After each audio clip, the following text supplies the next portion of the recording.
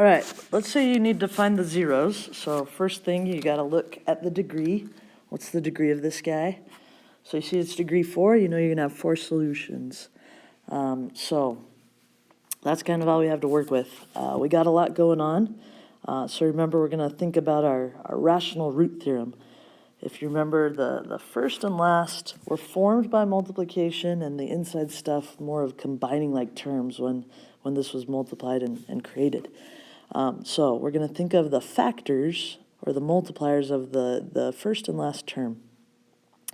And we're going to plug those in for the x to see if we can get 0. Because if we can get 0, if you remember, by plugging in solutions or zeros in for x, if we get 0 as the output, we know it was actually a 0 or a solution. So I'm going to think of factors of 24 because the leading term is a 1. So just think of numbers that multiply to give me 24. I'm going to try a negative 2 real quick. So negative 2 to the 4th plus negative 2 cubed minus 2 times negative 2 squared plus 4 times negative 2 minus 24. 2 to the 4th, negative multiplied an even amount of times will become positive, but 2 to the 4th is 16. Negative cubed will stay negative, and then 2 cubed will become 8. Negative 2 squared is positive 4. 4 times negative 2 is also negative 8.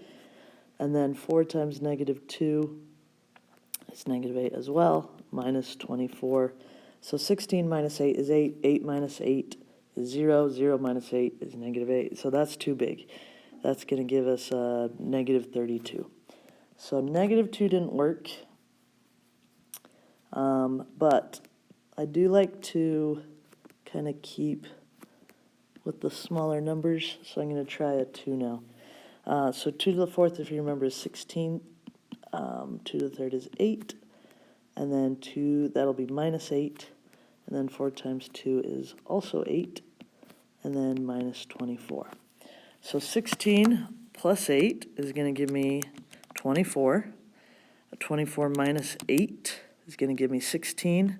16 plus 8 is going to give me 24 minus 24. I get 0. So we know that 2 is a solution. So I'm going to do some synthetic division.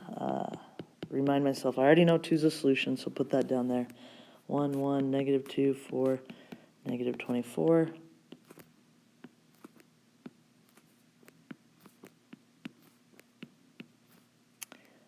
That's going to give me 12, which will give me 24 and give me 0.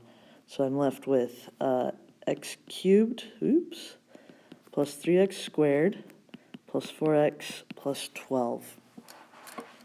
So 3 solutions are still in there. You could actually use the skills you learned last year and factor this. You could throw it into the box. There's 4 terms. 1 term will go in each box, and you can just factor that out. But what I'm going to do is I'm actually going to do synthetic division again. I'm going to think of the numbers that multiply to give me 12. And 3 pops in my head, so I'm going to test that out real quick. 3 cubed plus 3x squared. 3 is not going to work. Oops, what am I doing? 3 is not going to work, I can tell already, because that's all positive, right? So by throwing in a 3, so I'm going to try negative 3 actually. Negative 3 cubed plus 3 times negative 3 squared plus, 4 times negative 3 plus 12. All right, 3 cubed, negative 3 cubed is going to give me negative 27. And then negative 3 squared is 9. 9 times 3 is positive 27. Yeah, this is looking like it's going to give me 0. So negative 27 plus 27, negative 12 plus 12, yeah, that'll give me 0. So I know negative 3 will work. So that's going to bring down the 1, 0, 0, 4, and then negative 12. All right, so negative 3 was also a solution, and I'm left with x squared plus 4. Now, I can actually solve this. I know there's going to be 2 solutions, but there's no other x's, so I can undo the math. And then take the square root. Remember, whenever you take a square root, you're going to get plus minus. Now, square root of 4 is 2, but you can't take a square root of a negative, so we know it's imaginary.